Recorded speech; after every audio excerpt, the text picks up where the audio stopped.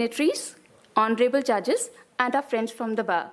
Thank you, and we are grateful to you for taking out time to join us for the release of the book, The Basic Structure Doctrine, The Protector of Constitutional Integrity by Justice Rohinton Nariman. I would like to invite our esteemed panel to come on the stage.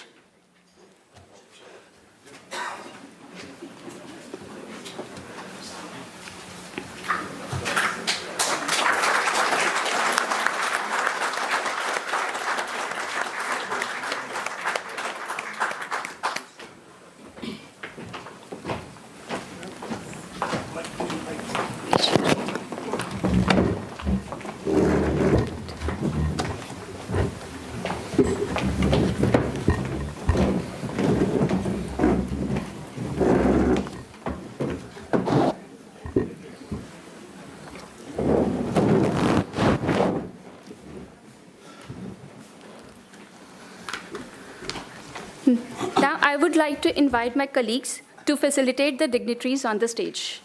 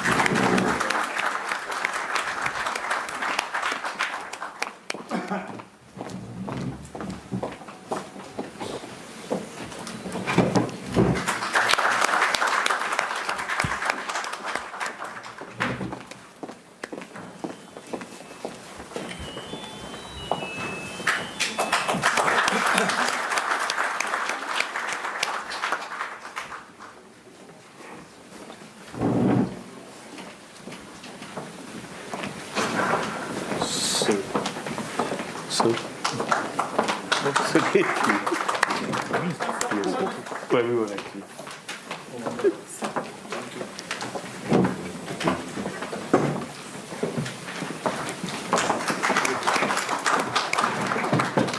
Sorry, it has become a bit awkward. Coming from the side, sir.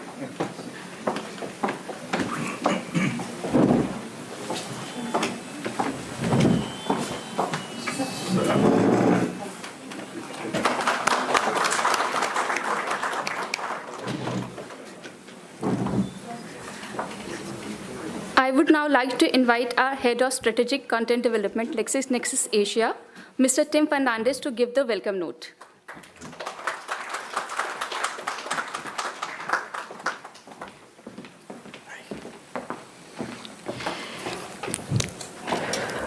Honorable Mr. Justice K.V. Viswanathan, Honorable Mr. Justice A.K. Sikri, Mr. Kapil Sibal, Dr. Abhishek Manu, Mr. Arvind Datta, and our celebrated author, Mr. Justice Rohinton Nariman, judges of the Supreme Court of India, Delhi High Court, and our friends from the bar.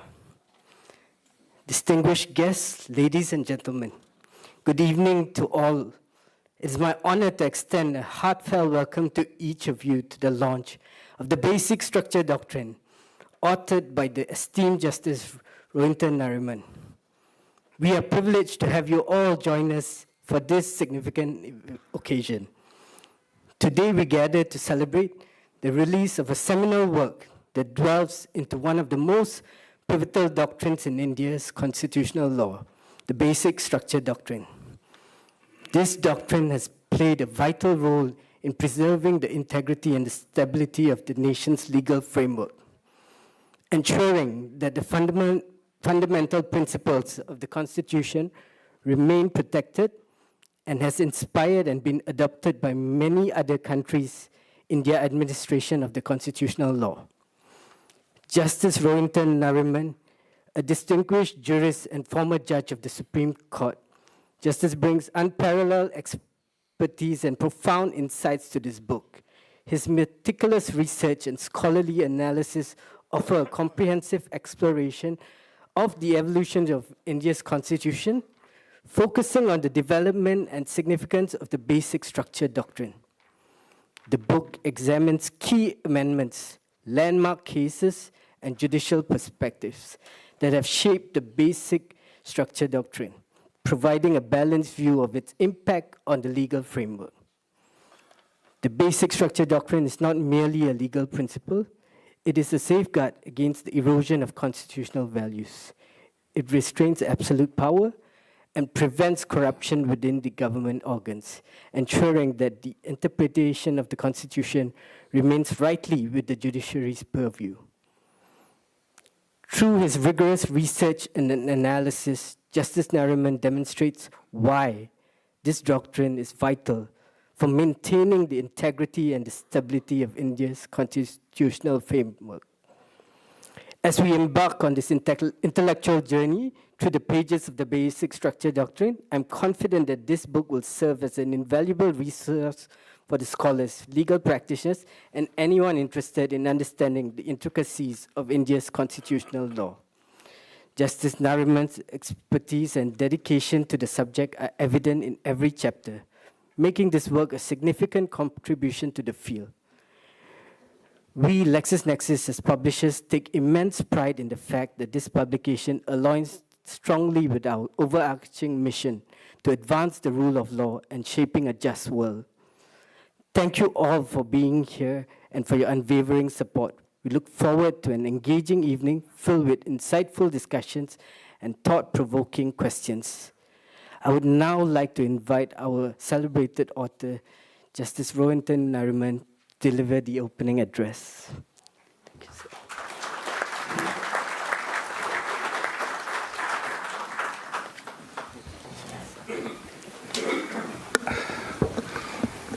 Good evening, all. Thank you all for being present here, especially my former brethren, honorable judges, the honorable judge sitting on stage, my very dear friends on stage, all of them. Ladies and gentlemen, you couldn't have a better day to launch this book. This happens to be Dr. Ambedkar's birthday. He was born on this day in 1891, and he could justifiably be called the father of our Constitution. I must also hearken back to just one day previous. 13th April is perhaps the blackest day in our history, which we must never forget, because on that day in 1919, Reginald Dyer, a British general, took our own troops in Jallianwala Bagh and actually fired at and killed and hurt a very large number of our citizens. And that is exactly the point of this book. Can that ever occur again in free India? This time, by Dyer being replaced by one of our own generals or police captains and doing this to our own people. Obviously, it cannot. And the reason it cannot is because, in large measure, of this great doctrine which the Supreme Court has laid down to save us from constitutional amendments which may allow such things. If I may begin at the very beginning, the very first amendment was the subject matter of challenge. The first amendment amended a number of provisions, curtailed fundamental rights, and contained one very draconian provision, 31 capital B. Now that provision essentially was like some kind of residue in the Constitution where acts which were actually struck down by the Supreme Court would get resuscitated. It's an amazing provision. I mean, when one sees it, the moment you insert, you being either Parliament or the state legislatures, insert an act into what is called the 9th schedule, then not only is it protected from harm, so to speak, and what is the harm? The harm is fundamental rights being enforced by courts, all of them. Having been then so protected, it goes on to say that even if something has been struck down by a superior court, including the Supreme Court, that judgment is of no avail, and the section, act, or whatever it is bounces back with full fury against the citizens of this country. Now, surprisingly, nobody really focused on 31B in the very first case that was heard, which was Shankari Prasad Singh Deo's case. And Patanjali Shastri Ji, who delivered judgment, said this, and said, as a matter of fact, surprisingly, the only argument raised against 31B was that it required ratification by the states, which was not done, since it affected various articles of the Constitution, including 226. And that was turned down by the bench. But then the bench went on to issue a caveat at the end saying that this appears, particularly in the second part, to be overbroad. But at the moment, nobody said anything about it. We leave it at that. What Shankari Prasad Singh's case actually did was to look at Article 13, which says that the moment there is a fundamental right which is impacted, infringed, then any law made by the legislature will naturally give way to the fundamental right. But then they said that, look at 13 and then look at 368, which is the power to amend. And ordinarily, since 13 is an inclusive definition, it includes various laws and would therefore include constitutional law as well. We have to harmonize it with 368, which is the power to amend. And if we harmonize the two, then it is clear that 13 must give way to 368. Now, that was the vision for about 15 years, until finally in Sajjan Singh's case, again, the 17th Amendment got challenged. There were doubts cast on Shankari Prasad by two learned judges. And an 11-judge bench then convened, which was in the celebrated Golaknath case. Shankari Prasad's vision of Article 13 giving way to Article 368 was overturned. And therefore, in Golaknath, what was said was fundamental rights from this point onwards are sacrosanct and can't be touched. Constitutional law and constitutional amendments notwithstanding. Unfortunately, the razor-thin majority in Golaknath, because that was by 6-5, also added that the power to amend is located not in Article 368, but in the residuary power of legislation, which is a little far-fetched and difficult to accept. That being the weak point of the judgment was then undone by constitutional amendments that were made in 1971, in particular the 24th Amendment. And after it was undone, Golaknath's case itself came under scrutiny. And that's how Keshavananda Bharati's bench was formed, the largest ever of 13 learned judges of the Supreme Court. It is interesting to note that of the composition, 6 senior judges were Chief Justice Sikri and Justice Shelat, both of whom belonged to the Golaknath bench, then Justice Hegde, Justice Jagan Mohan Reddy, and each of these judges, senior judges, all voted in favor of basic structure. It is only one senior judge, Justice Ray, who voted against and had been consistently voting with government in the last few cases. On the other hand, the junior judges were exactly the opposite. Those who had just been appointed post-71, and all of you remember there was an election in 1971. And what was done away with was a very healthy convention. The convention was that the Chief Justice will ask the government to appoint somebody, and unless there was an objection, that somebody got appointed. Here it was turned on its head. And what happened instead was that it's the government now who sent names to the Chief Justice and overrode the Chief Justice as well. And that happened in 2 cases specifically, in the case of Justice Beg and Justice Dwivedi, both of whom came up. So we had now an array of 6 senior judges, 5 voting for basic structure, Justice Ray standing out, and 6 junior judges, 5 of whom again voted against basic structure, with only Justice A.K. Mukherjee holding out, who joined Justice Hegde. The pivot, of course, was Justice Khanna, who was the judge exactly in between. Now, this case spanned some 66 days of argument. We are told that originally the petitioners went to Mr. Chagla, who had retired by then, and asked him to argue the case. He said he was too old, and then he requested Mr. Daftari to argue the case. Mr. Daftari also demurred. And then they finally said the only man who's capable of doing this is Mr. Nani Palkhiwala, and that Mr. Chagla must use his good offices with Mr. Palkhiwala and get him to do so. Mr. Palkhiwala was not at all enthused, but then ultimately could not refuse Mr. Chagla. The result was that a couple of weeks before the hearing was scheduled, Mr. Palkhiwala was brought to Delhi. He had no notion of what he was supposed to argue. And he locked himself apparently in a room in the Oberoi. And he had a huge team with him. He never met the team. He only got notes from that team, which he asked for from time to time. And he had a couple of judgments, including the SCRs, put in his room.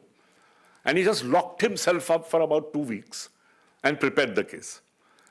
And then when he started, apparently it was extremely difficult for him to get a word in edgeways, because all 13 judges, or at least a majority of them, started almost speaking at the same time and jumping on him.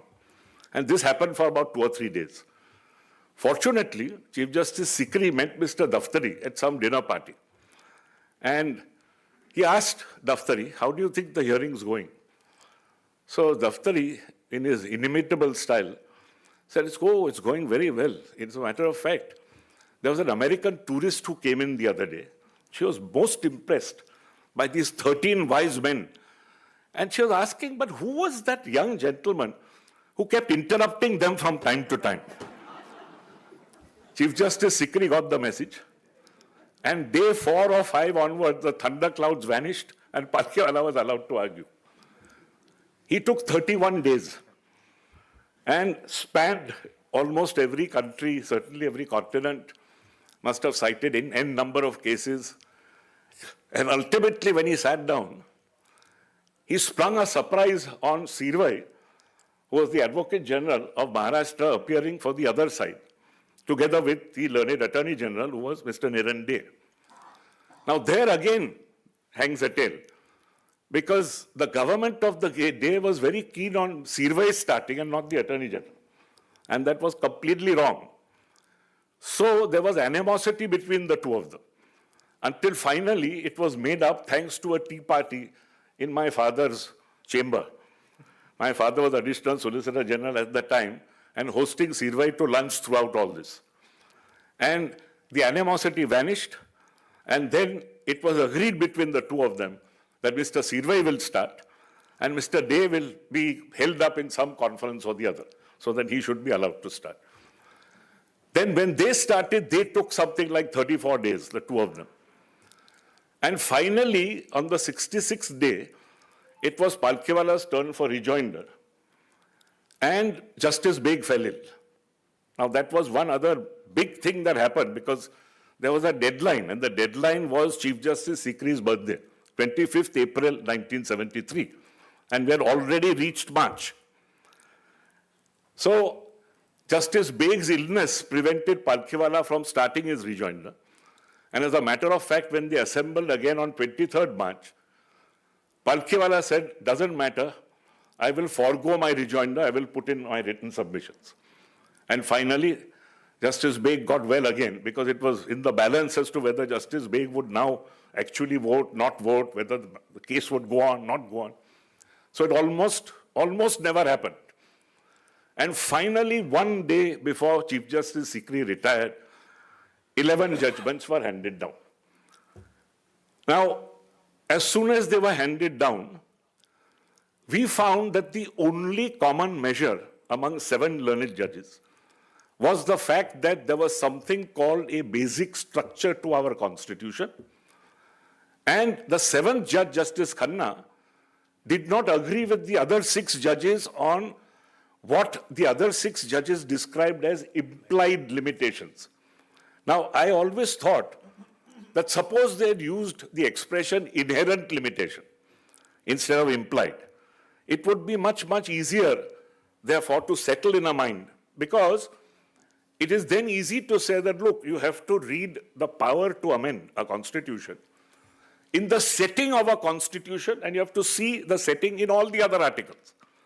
So there are inherent limitations when you look at the pattern of government in all the other articles. That becomes much more palatable, but somehow or the other, the word inherent was never used. And implied got stuck in the throat. So implied was knocked out by 6, knocked out by Justice Khanna as well. However, as a matter of construction of the word amend or amendment, ultimately, 7 learned judges, fortunately for us, all said that amend is used in a narrow sense. They adverted to the Attorney General and Mr. Sirve's concession, which is that you cannot repeal the Constitution simpliciter. Now, if you cannot repeal the Constitution simpliciter, something has to remain. What is that something? That something can only be basic structure. So this was the kind of logic that was used. Now, close, and before we finish with Keshavananda, in fact, there's one other very interesting thing I adverted to in the book.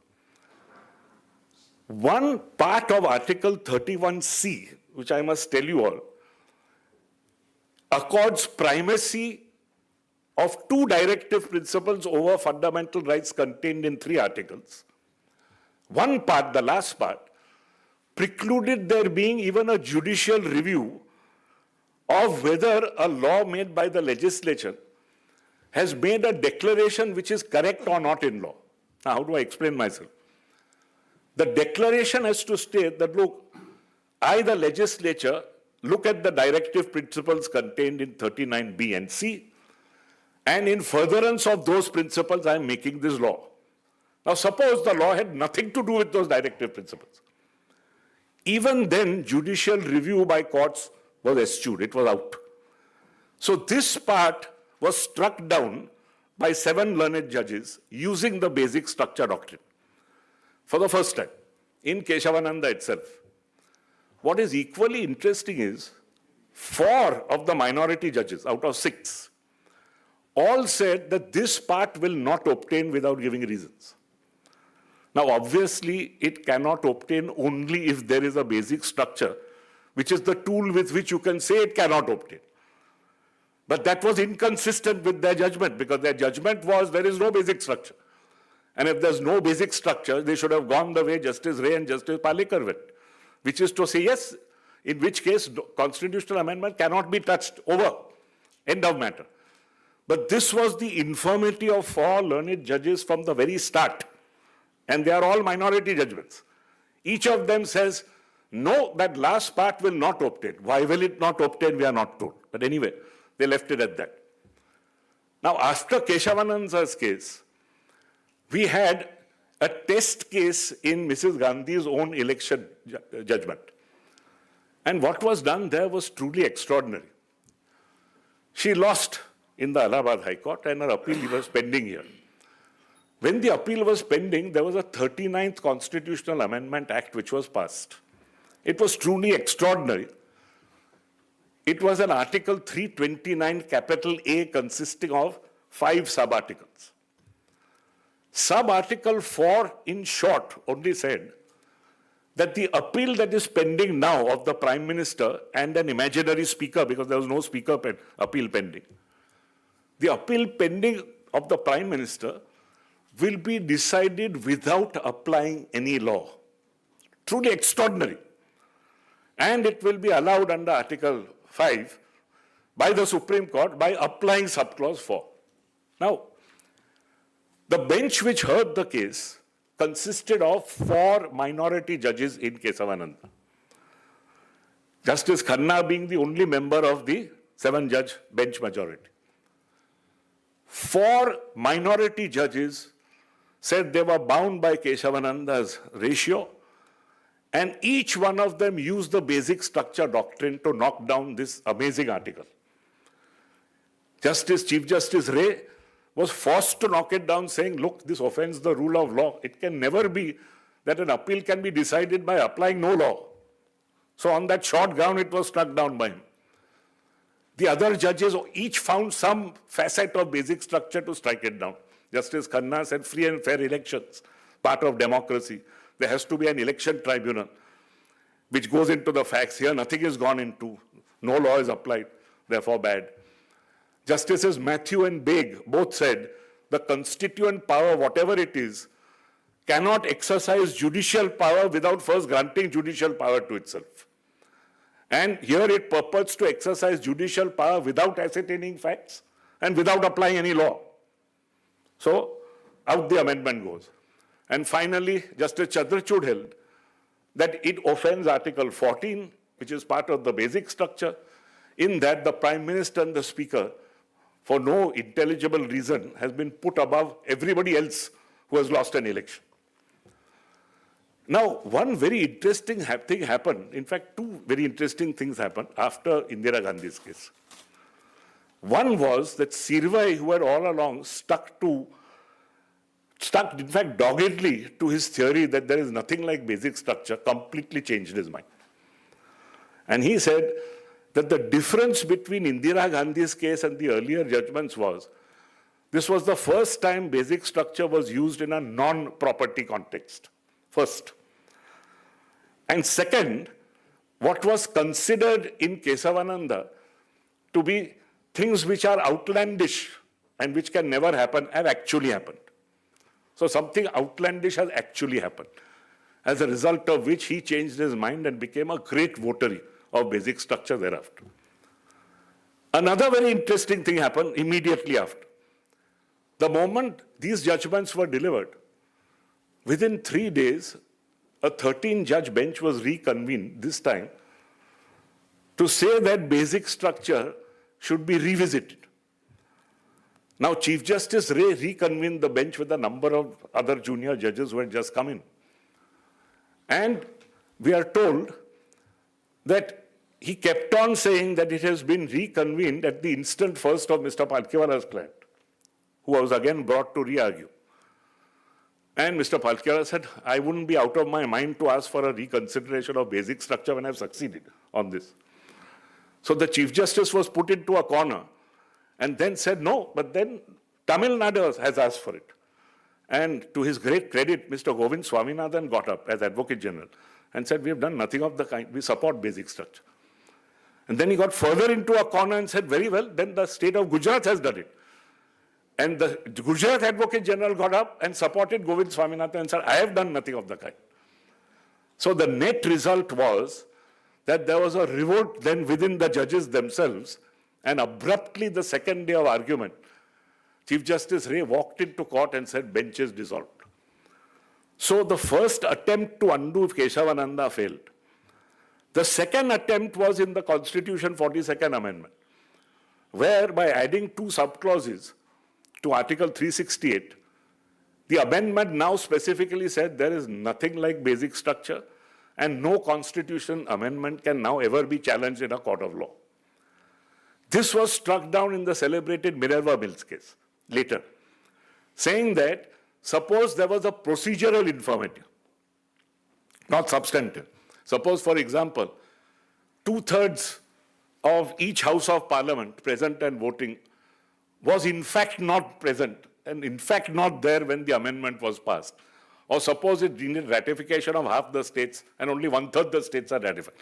Even then a court can say nothing. So for that reason it is bad, apart from any other. So the second attempt also failed. And once that second attempt failed, this doctrine has been used n number of times right till the present to strike down arbitrary and excessive constitutional amendments.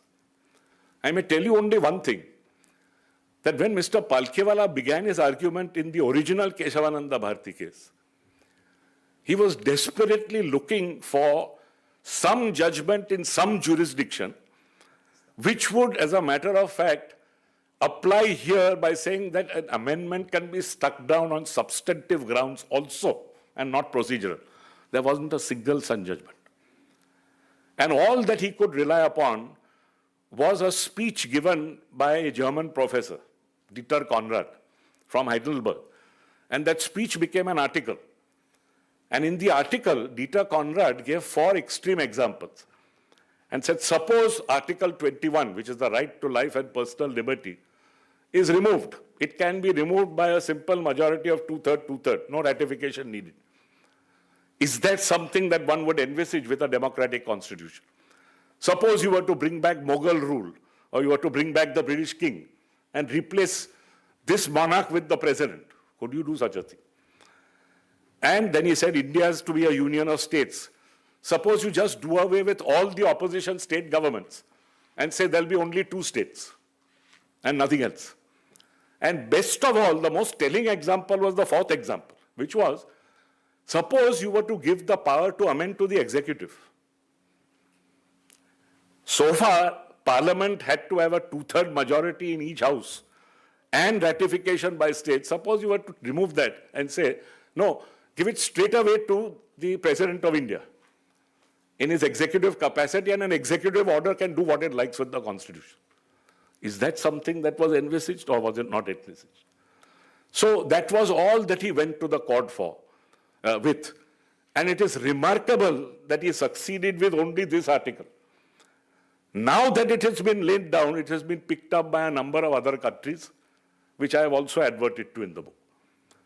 So I leave now all of you with Mr. Datar, who will conduct the panel discussion for you to delve further into this doctrine. All I can say is that the endeavor of this book is that this doctrine has come to stay. It can never go. And if by chance it ever goes, God help this country, Jallianwala Bagh becomes a distinct possibility.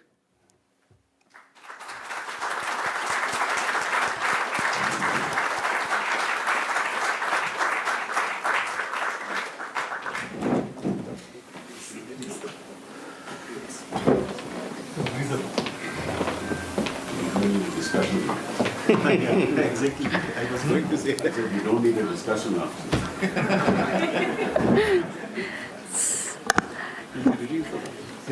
Now we would request our esteemed panel to officially release the book.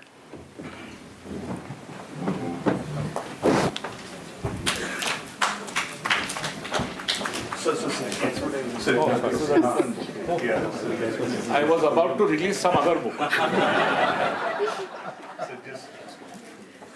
This would be like Yes Minister.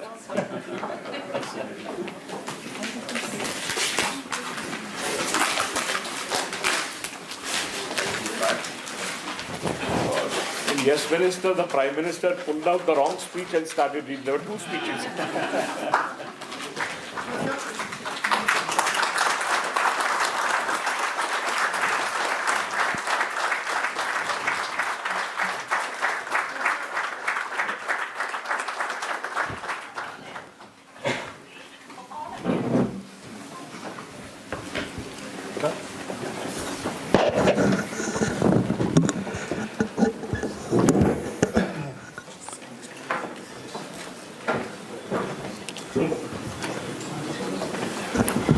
Honorable judges, past and present, and distinguished members of the audience, we are running out of time, so I'll be brief, and my co-panelists.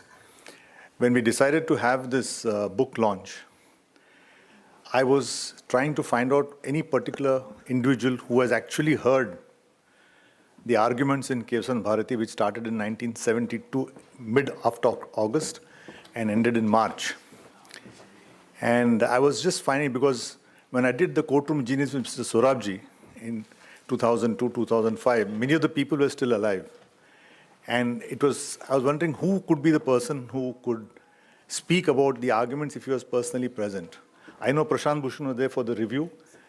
And when this panel was formed, I just spoke to Mr. Kapil Sibal and I said that, were you in law college when this matter was heard? He said, I was enrolled in 1972 and I attended the entire hearing of Keshavananda Bharati. So we have the unique privilege of a person who has actually heard the arguments, and he says he heard the arguments in the review as well. as a lawyer who had just started his practice. So we are indeed extremely fortunate that we have Mr. Kapil Sibal, who was witness to the arguments, and he has gone down, he'll go down memory lane. So I thought we can start the panel discussion with his recollections of what actually took place in the court. And we have decided not to have speeches by all of us, but just freewheeling comments followed by a question-answer session. We'll try to keep it as light as possible, but let us start with the most important, Mr. Sibal, who was actually present in court.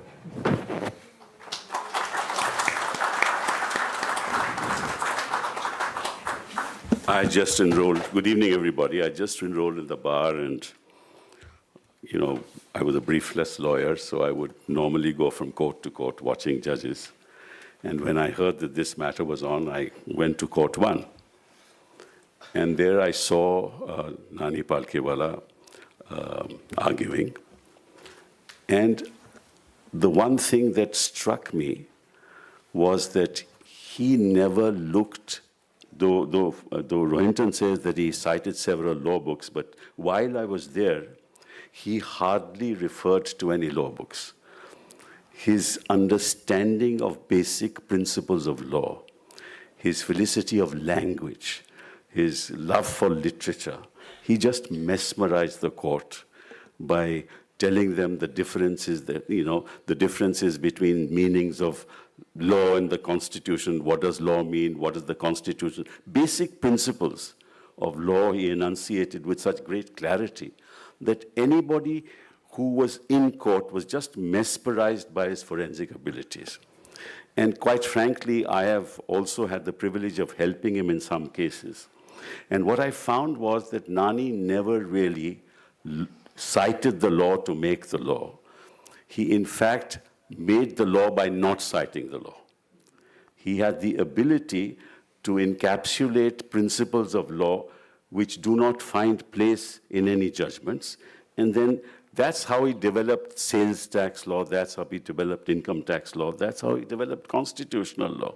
And I remember when the review took place, he argued for a couple of hours, and he didn't look at any book. He referred to no book. He just argued for 2 hours non-stop, and nobody could ask any questions from him at that point in time. So he overpowered the court by just his presence. And he never hesitated on, when a judge would ask him a question, he would have a ready answer for it, and a very fine answer for it. So what I learned from him, and I think all lawyers, and this is what I wanted to say today, all lawyers learn that lawyers are meant to develop the law. If you start looking at judgments and start now looking at the law and say you must follow this law, you'll never be able to develop principles of law. So the one thing that we must do when we go to argue, and this is what I learned from Palkewala, and I followed it, I've followed it all my life. Look at the facts, know basic principles of law, and develop them in the context of where you want to go and where the legal, where law should be, because ultimately law is a vehicle for change, and new situations come up in the country which require change.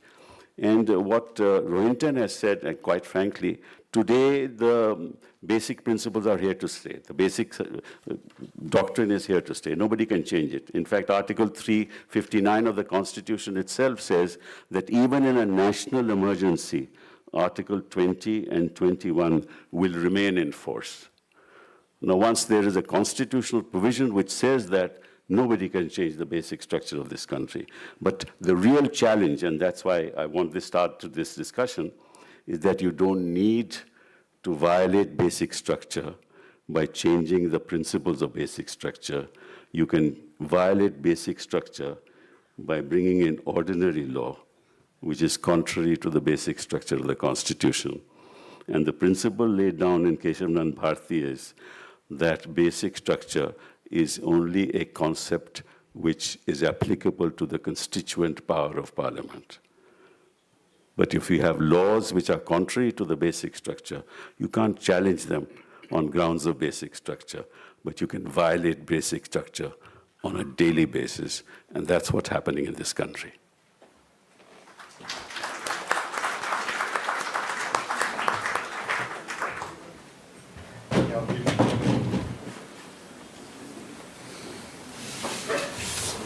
Can you start the mic, please?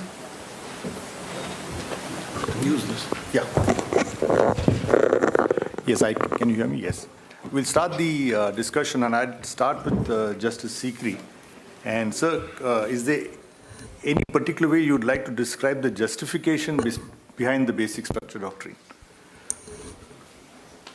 Sorry. You take this. Yeah. Thank you very much. First of all, let me congratulate our very dear friend Rohinton, who has brought this book in his inimitable style, as he does always. And in 15-20 minutes, I think he has been able to describe what this book is and what the basic structure doctrine meant. Since you have asked me to describe it in my way, and going by what Kapil also said a few minutes ago, that we should not go to the precedents or the case law to advance our point, and we should try to create our own this theory about it, and it's our duty to lay down law. So I see basic structure doctrine from a different prism.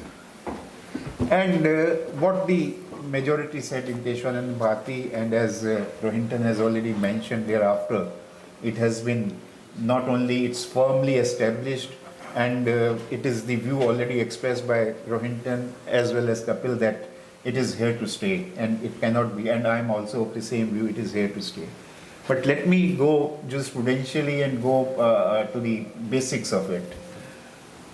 We are a democratic country. We are a constitutional democracy. And our preamble starts with the words, we the people. So the main thing which I am emphasizing is that it is the people of India, we the people who have given ourselves this constitution. And another very interesting attribute or a very important pertinent attribute of our constitution is, because there can be various kind of constitutions and even various kind of democracies. It can be, and we know of the countries where it is very limited democracy or only a formal democracy as we call it. But our constitution has given what I say, and the jurists also say, liberal democracy, because it is not only the constitution but all the attributes of constitutionalism which have to be in a constitution are prevalent there. We have, based on this, yes, fundamental rights are there. We have, which ensure that the people in this country enjoy these basic rights and basic freedoms. It is, as I always say, is based on the dignity which is to be recognized in the people of this country. And it is based on the identity also, which we have to formally give to the people of this country. Then we have directive principles of the state policy, which cast a duty on the state for better governance and better this thing. Of course, we have the elections and majority is there to rule, but then it is in the scheme of the constitution again that the majority will rule, it will govern, but it is not that it is given a carte blanche, and it can govern in any manner it wants. Again, the power of governance are also prescribed in the constitution, and every elected government has also to act only in accordance with the constitutional provisions.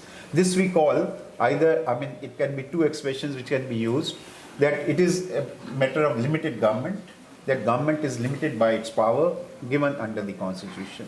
And another attribute of it is that it is the rule of law which prevails. So in a matter, in this scheme of the constitution, and when we have a substantive democracy with constitutionalism, and we now come to Article 368, which is the power.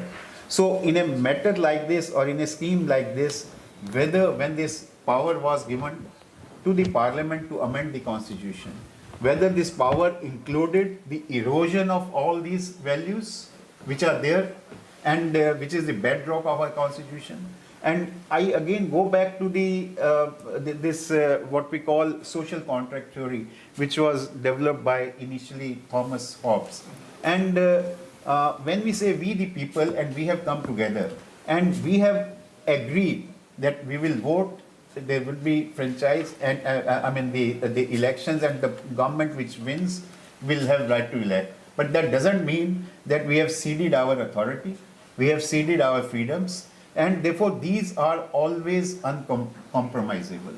So some of the elements which were given, or which are there in the Constitution, if you look into from this angle, then the obvious conclusion would be that we the people never gave any parliament to take away the main characters of the Constitution. See it from another angle. If we see Keshavananda Bharati and what Justice Khanna has also said, as far as fundamental rights are concerned, these are unamendable except the right to property, which he said on that also there may be debates, jurisprudential debates, but we are not going into that. Then secularism, fundamental rights, this democratic form of the government, judicial independence, three wings of the government and separation of powers, etc. These are the attributes of basic structured doctrine. Can there be, even if you take it whether power is there or not, have we ever visualized a country or a governance where these would be taken away? Tomorrow we don't remain the secular country, or we take away the fundamental rights, or we take away the minority rights, which are taken as the basic feature, or judicial power, which is there and which has been stated in so detailed time and again. Can we take away that power? Rohinton has already given so many examples.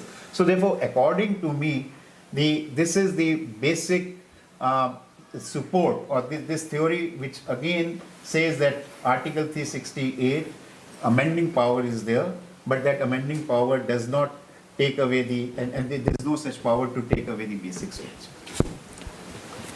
Thank you, sir. Now thank you for your comments. Yes.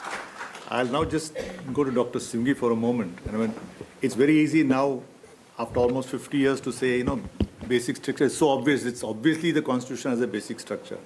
But if you go back to the 72 when the matter started, and if you see the written submissions of Mr. Nirende, Mr. Sirva, and so on, there was a really strong feeling that the power under 368 was untrammeled, uncontrolled. So I'll ask Dr. Singhi, the argument, if you see the submission, was that to say that Article 368 doesn't have complete power. I mean, you are really questioning the will of the people. And the constant argument was that if you allow the Supreme Court to strike down a constitutional amendment, it will be anti-democratic and counter-majoritarian. These are the exact words used. What is your view? Now, of course, let's go back to 72. Because it's a wafer-thin majority. You see, in fact, I tell people that it's not 7:6, it is 6.6:6.4, because Justice Khanna went all the way, and it's just on 2 paragraphs on the essential features, the whole thing twisted. I mean, just our entire fate is just on a few paragraphs. Dr. Singhi. Thank you, Arvind. Let me take 30 seconds to say that when Rohinton speaks or writes, we all listen, the world should listen and does listen. And it truly requires a path-breaking doctrine to be dealt with in a book-length treatment by a pathfinder. And Rohinton has done great service. I've seen most parts of the book to have dealt with it. It's suffused with his usual glow of analysis, historical evolution, international comparison, and above all, you saw his brutal candor. That's very important. Of course, I must add that those who in contemporary times act like ill-informed, casual, or motivated commentators on this complex subject should realize the amount of depth of knowledge they have to first garner before they can comment in a very casual fashion on this important doctrine. Having said that, Arvind, the question you asked, you're absolutely right. So what is Palkiwala and what is Keshavanand credited for? Clearly, the first official, complete, proper embedding of this doctrine in a juristic sense. But what is interesting is, and I want to bring this to your attention, the universality of the seed of thought which lies under the basic structure. It is quite incredible that the same seed of thought in different formats without, of course, a judgment, is there from the 1920s. In 1920, you had unrelated people, a Carl Schmitt in Germany, a Hariwu in France, and even Kelsen around that time, talking of very similar concepts, but from different philosophies, different viewpoints, different locations, different ecosystems. All of them in the 20s is rich with this literature. How it then, and I'm sure it must have found its way into Konrad Dietrich through one of these writings. And then it found through the BHU lecture. Rohinton mentioned about the Chagla Daftari, but I'm told it also found its way to Mr. Rao, who carried it to Mr. Nambiar, who then said, I'm too old and unwell, so carried it to Mr. Palkiwala.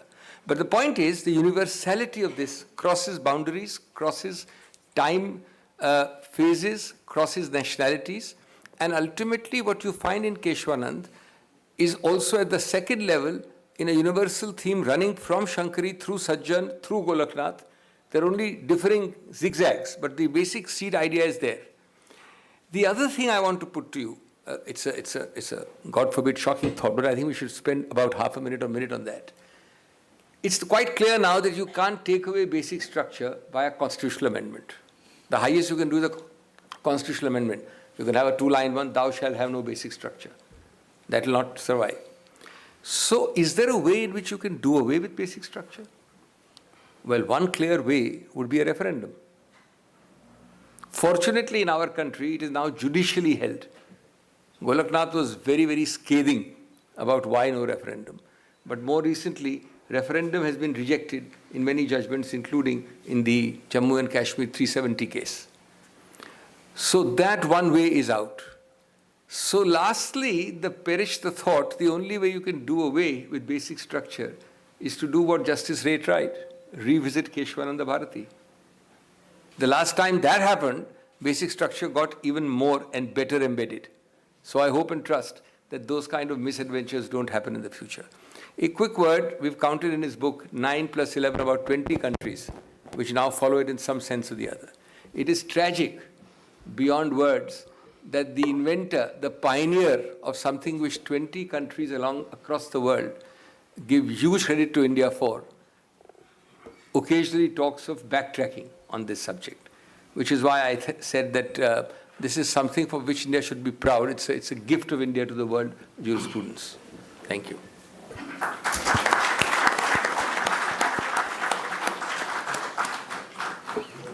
I may just tell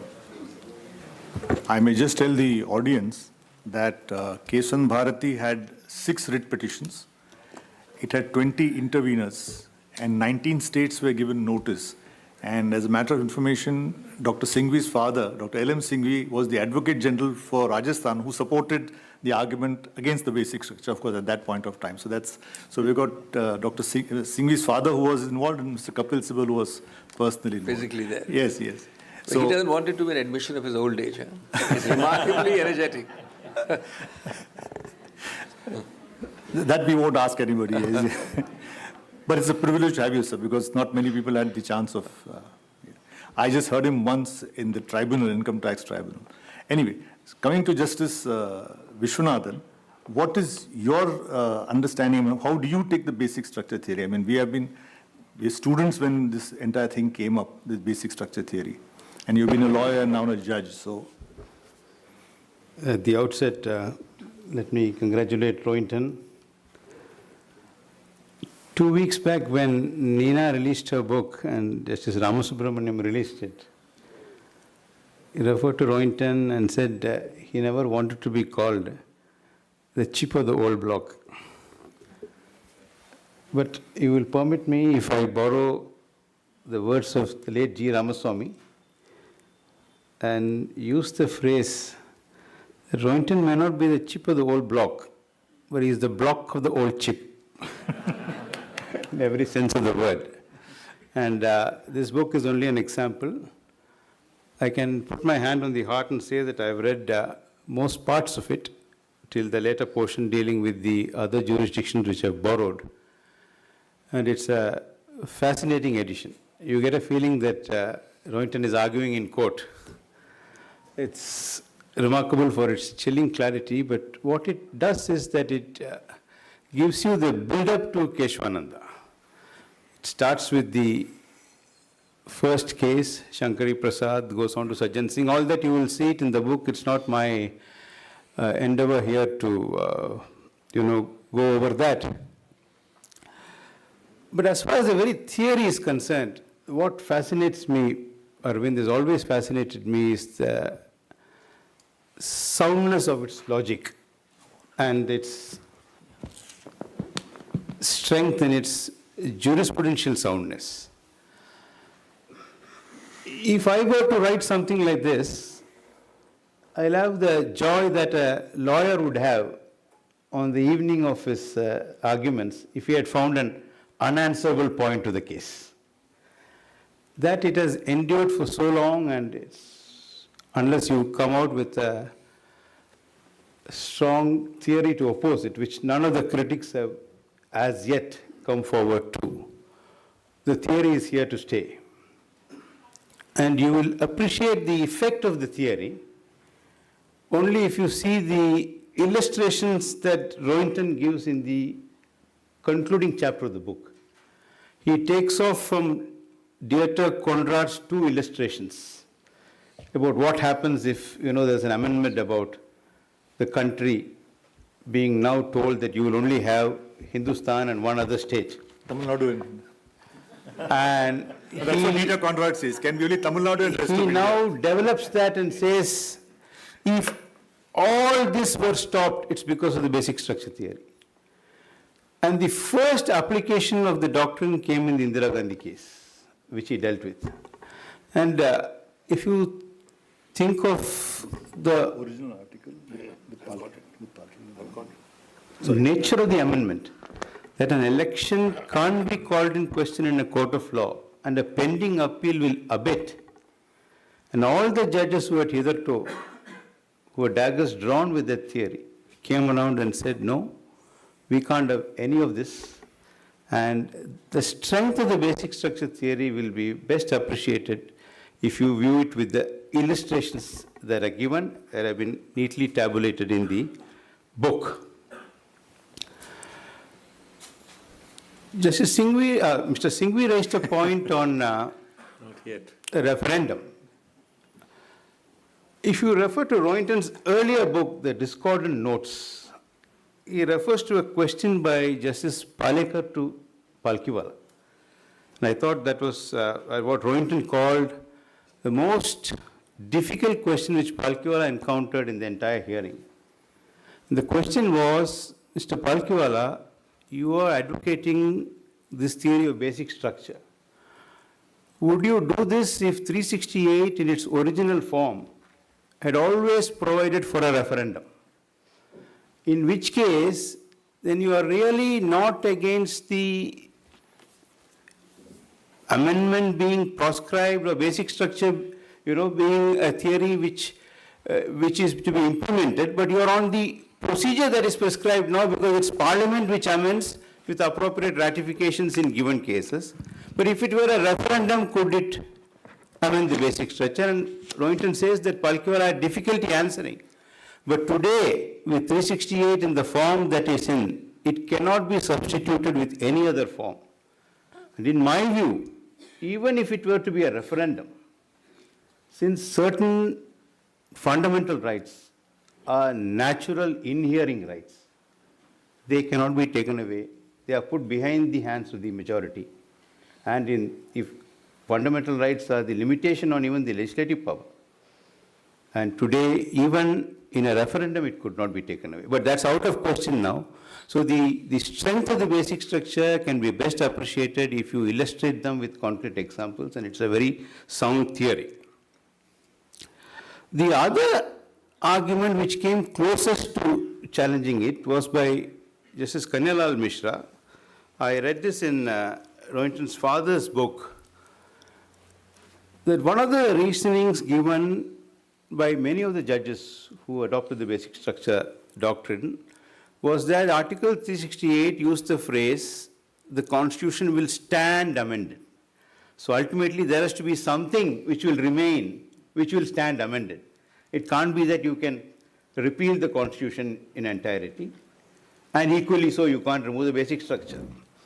So it appears Mr. Kanyailal Mishra countered this by saying, could the draftsman have said the constitution will sit amended? It's only a manner of expression that it stand amended, and he was trying to belittle the argument. But I think, but for this, if you see the critics which you have highlighted in the note that you circulated to us, none of them even come close to offering a possible alternative, which would safeguard the constitutional values and then, leave an enduring impression. So in that sense, the theory is here to stay. But having said this, I must also end on a lighter note, that it appears Keshavananda Bharati, who was the head of the Ilanir Mutt, his case was chosen first by Mr. M.K. Nambiar because he thought if a mutt challenges it, it will have a better impact. But Keshavananda Bharati himself had no clue of what the challenge was. And the joke is that every evening, 6 o'clock, when the All India radio would have the news bulletin for 68 days, that today the Supreme Court heard arguments in the Keshavananda Bharati case, he would send for his attendant and ask what's going on. Why is my name coming in the radio every day? This is a story circulating in Kanjangad. But every case leaves a history. And so when Keshavananda Bharati passed away a couple of years back, and the press asked me, I said, he may not have known about the significance of the case, but his contribution is so vast. Just as England have erected a statue for Donoghue in Scotland, after the famous Donoghue versus Stevenson case, it's time we at least have a portrait or a statue for Keshavananda.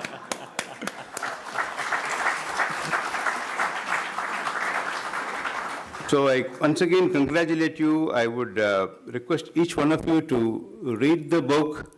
It's a remarkable treatise. It gives you the background, it gives you the argument, some of the fascinating points raised. Justice Matthew, who was in the minority, most of the judges said fundamental rights are conferred and they don't inhere. Justice Matthew's conscience wouldn't permit that. He said no, it's a natural right. But then how do you permit that to be amended? He invoked the salus populi suprema lex doctrine. He said it will cede to public interest. So he considered that it was a natural right which inhered. Constitution only recognized it, but he said it will cede to a higher right. Even the minority opinions are fascinating. The process, the thought process, the reasoning, it will inspire any lawyer. It certainly inspires me as a judge. It certainly inspired retired judges. So congratulate you, Rohinton, once again. At the bar, he kept raising the bar. As a judge, he led the way. The problem is he's not keeping quiet even after retirement. So I wish the book all success. I wish Rohinton many more books to his pen. And thank you very much for coming over this evening. Thank you. Just wanted to also tell the audience, you mentioned about Justice Matthew's dissent. In fact, I was rereading the judgment, and those of you interested, in para 1692 of the judgment, Justice Matthew says that the right to freedom of speech is the matrix upon which all the freedoms are founded, and nobody can deny that freedom of speech is an essential feature of the Constitution. He says so, but he says it is amendable and therefore it can be taken away. Larger. Yeah, larger.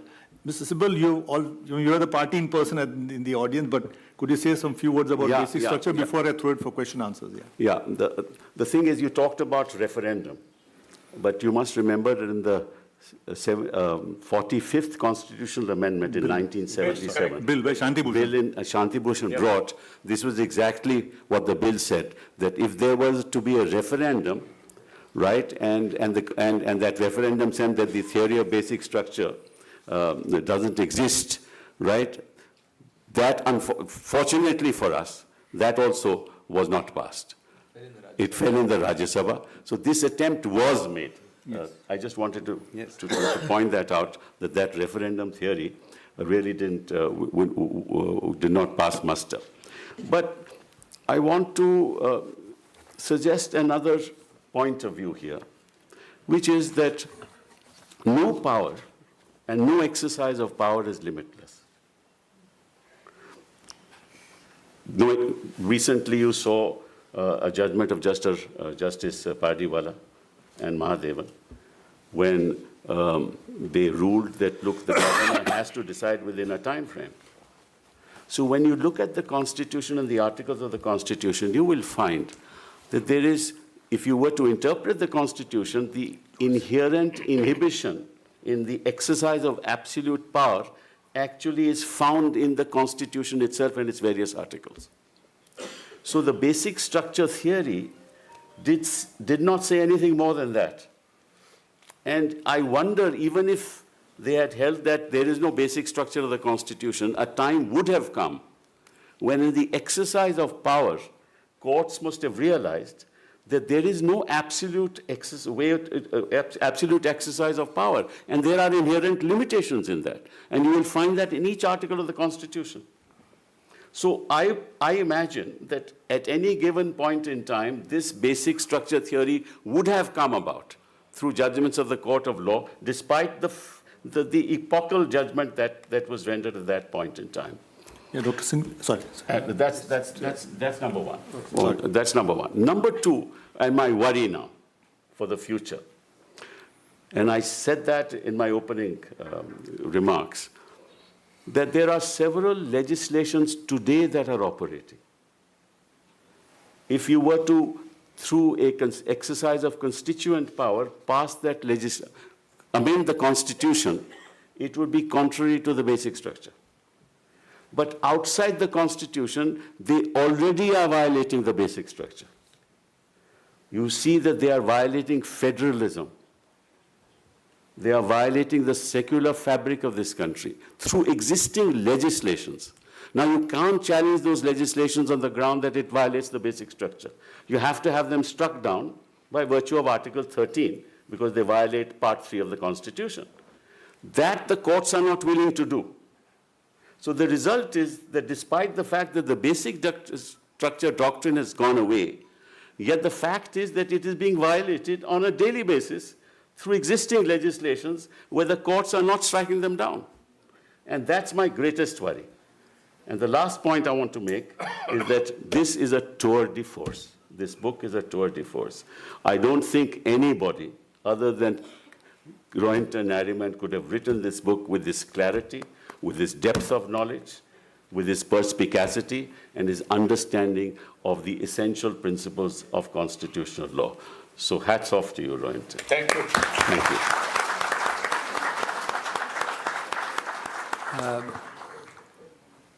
Just a couple of minutes. By the way, Keshavananda Bharati, a few years before his death, gave an interview where he complained that he had never visited Delhi during those 66 days and never seen or met Palkhiwala, his main lawyer. But 2 points. One is, conceptually and philosophically, what is basic structure? And it's important to repeat that to ourselves. It is a recognition, ultimately, of all these things we talk about every day. It's a recognition that power corrupts and absolute power corrupts absolutely. It's a recognition that many, if not all, dictatorships are constitutional dictatorships.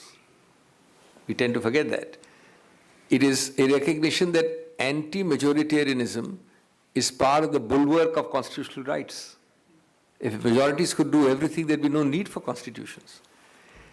And the other thing which follows the basic structure is that, yes, in theory, the Constitution is supreme, and within the Constitution, the basic structure is supreme. But the gatekeepers and the interpreters of the Constitution, and therefore of the basic structure, will remain judges. So now we know who is supreme. They are the gatekeepers, they are the interpreters. And I think that's something which we have to not cavil about, because that is an area where we put our trust in an institution, which will ultimately, by interpretation, make some mistakes sometimes, but will ultimately defend that bulwark of freedom. The Constitution is supreme. Constitution is supreme is the biggest, one of the fictions we're talking about. The most dangerous thing to say that the Constitution, because you interpret what No, that's the point. I'm saying the gatekeepers, But then the there has gatekeepers there and has to be some interpreters. institution which has to That's do right. that job. That's exactly And the point It I'm can't be other making. than the judiciary. That's exactly the point. I have been at pains to point out in this book more than once that the Constitution trusts only 5 learned judges of the Supreme Court to interpret it. And that is Article 145(3). Yes. Yes. And the second point was, apropos the practical aspect of which Kapil commented on, that this is an important legal issue which some constitution bench or 7-judge or 9-judge bench should decide. There appears to be a line of thinking, as Arvind and I discussed, that ordinary laws cannot be struck down on the ground of basic structure. Only constitutional amendments can be struck down. It is taken supposedly from some words of Justice Matthew in Indira Gandhi. It's a one-off. Those And it's wrong. Justice Matthew's words are probably seen out of context, been followed unfortunately in other judgments, including Kuldeep Nair and Anjum Qadri, etc. The result is that a very large mass of things which can actually destroy very many aspects of the basic structure are unchallengeable unless they are constitutional. This area must be legally revisited. And Justice Matthew's comments in Indira Gandhi Nehru don't really go all the way. They are being picked up by later judgments to suggest so. Yes. Now, we just, the program says question and answers for 5 minutes. Anybody has any Q&A? Yes. I would request, because we're running out of time, just only the question, no comments, just the questions, please. Yes. Yeah, I can pass on the mic, yeah.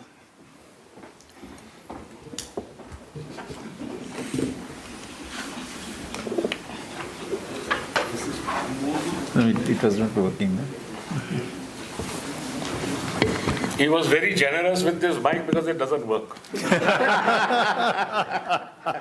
Congratulations, Justice Rohinton. In today's digital age, where India has already begun its journey towards becoming a cognitive colony, where Indians have begun to start vomiting data on a daily basis, where we are more relying upon chat GPTs and AI rather than our cognitive freedom, can we actually say that my right to digital sovereignty, my right to cyber autonomy, my right to digitally vomit data, my right against cognitive colonialism be read as an integral part of the basic structure of the Constitution, and would it really warrant any subsequent recognition by the courts or protection? Thanks.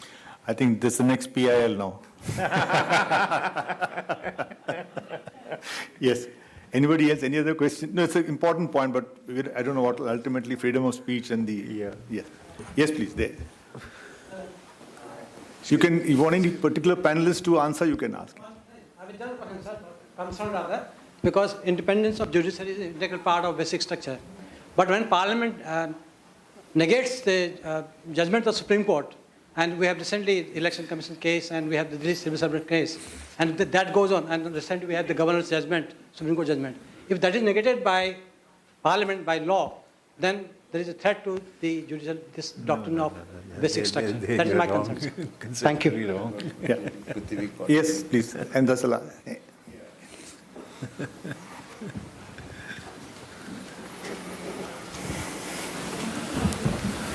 Sir, I wanted to ask Justice Nariman, by not allowing ordinary legislation like a Representation of People's Act in Kuldeep Nair case to be tested on the grounds of basic structure, is that not a danger that federalism was affected by those amendments? Or, for example, under PMLA, you have those draconian provisions which are difficult to challenge.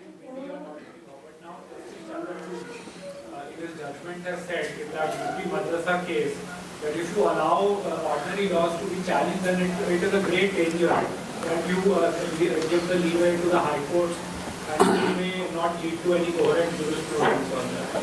First and foremost, as I have pointed out in the book, basic structure is not an extraterrestrial concept.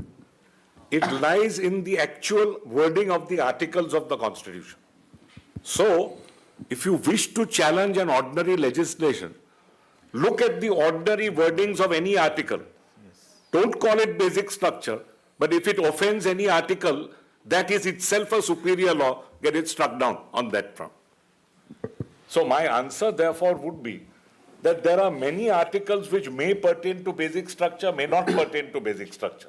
But every single article of the Constitution is above ordinary law. And if you test it, therefore, against any article of the Constitution, whether it pertains to basic structure or not, and if it falls foul of that article, it will fall foul. May I just respond? Yeah. See, the problem lies here. If it's not exercise of constituent power, it's exercise of ordinary law, then under Article 13, if it violates Part 3, it can be struck down. But you have a Supreme Court that doesn't strike it down. If you had the same law passed through a constitutional amendment, it would be struck down, as it would be violative of basic structure. But the ordinary legislation, which is contrary to basic structure, is upheld by court. Supposing we were to pass a law saying that no particular monument will be demolished, let's assume, right, of a particular community, it will be struck down. But if the ordinary law says that you can do it, that's not violative of basic structure. So there's a real problem that I think our country is going to face. But then the question would be, as rightly mentioned by Justice Rohinton Nariman, we'll have to look into the text of the Constitution, that whether it violates any other provisions of the Constitution. But it is upheld, supposing it is upheld. Here minority rights are there. I mean, it's the Constitution The way out is to change your judges. No, but this is a conundrum that comes up and will come up in times to come. Yeah, I'll just make my short comment on this basic structure and ordinary laws. I've always, as a student, I've always thought it paradoxical that you can strike a constitutional amendment as violative of basic structure but not an ordinary law. Correct. If basic structure means the essential features, in African countries and in Pakistan they call it structural pillars. If these are the essential features, like say for example separation of powers, where is it mentioned anywhere in the Constitution? But if you got a matter where suppose tomorrow, we gave the example in the Madras Bar case, suppose it say because there's too many check bouncing cases, we put it to a banking tribunal consisting of some 2 retired general managers and they can sentence a man to jail also. That's a banking law, but I dare say it will be struck down because if separation of powers has been held to be violation of basic structure, an ordinary law can be struck down is my humble view. That's a debate that we want. And ironically, Chief Justice Beg in state of Karnataka was Union of India. I was reading the law. Correct, one off. Yes, there are comments which say cannot be. Justice Keher in the National Tax Tribunal, Justice Beg in this particular thing, has said that you can, ironically, that you can strike down an ordinary law also on ground of the basic structure. In fact, Justice Matthew's observation is more like an obiter. There is no plus and minus. He simply says it can't be. Why not? Nobody he doesn't explain so that. my humble view is that tomorrow, if a matter comes before the High Court or the Supreme Court, and if it's violating basic structure as enumerated by the Supreme Court, even an ordinary law can't pass muster. Okay. Much less an ordinary law. Passing. Yes, you're right. Thanks. Now, my pleasant duty to make the closing remarks. Thank you all for coming, and I must tell all of you that this is an absolutely fabulous book. What I liked about the book was that Justice Nariman has taken the trouble of taking the minority judgment. You see, we keep on saying Keshavananda Bharati, Justice Khanna and basic structure, but nobody bothers to see what are the minority views. If it was 7:6, there must be a very strong ground. And as Justice Vishwanathan said, the judgments of Justice Palekar, Justice Matthew, Justice Chandrachud, extremely closely reasoned and very, very compelling reasons not to accept basic structure. And one must put ourselves in a time machine and see those times when they thought. And it is ironical that all of them said that we can't imagine any parliament doing something outlandish, as just Nariman said. And it's a strange irony that within a few years after basic structure, you had the 39th Amendment, which exactly did what people said could never have been done. The beauty of this book is that he has taken the minority views and then given his comments as to why it is not correct.